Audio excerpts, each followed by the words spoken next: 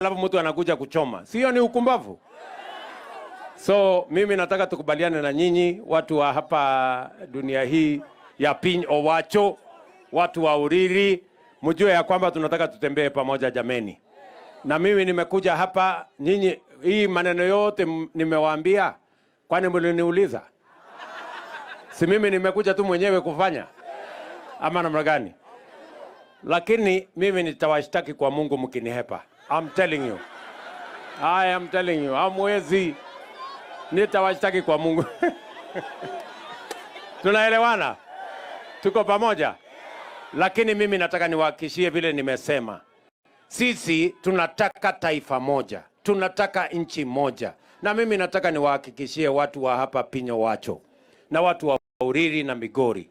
Hakuna mtu atabaguliwa hii Kenya kwa mambo ya maendeleo ati kwa sababu ya chama yake ama kabila yake. Mimi nitahakikisha ya kwamba Kenya, miradi, mipango ya maendeleo yote inafanyika kwa Kenya mzima, bila ya vile mtu alipiga kura ama vile mtu anasimama ama kabila lake. Sisi ni wa Kenya, sisi ni ndugu moja, tunalipa ushuru pamoja na Kenya ni nchi moja. Tunaelewana jameni? Mnakubali tushirikiane namna hiyo? Hebu nione wala wanasema tushirikiane namna hiyo.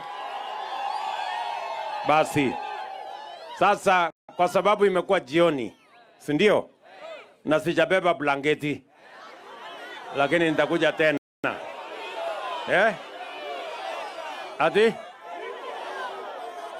Iko?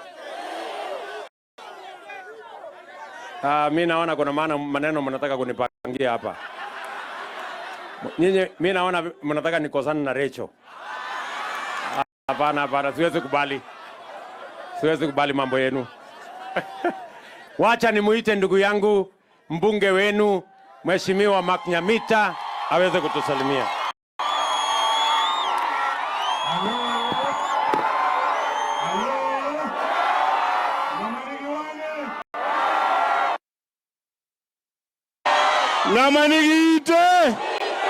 Ngamanigite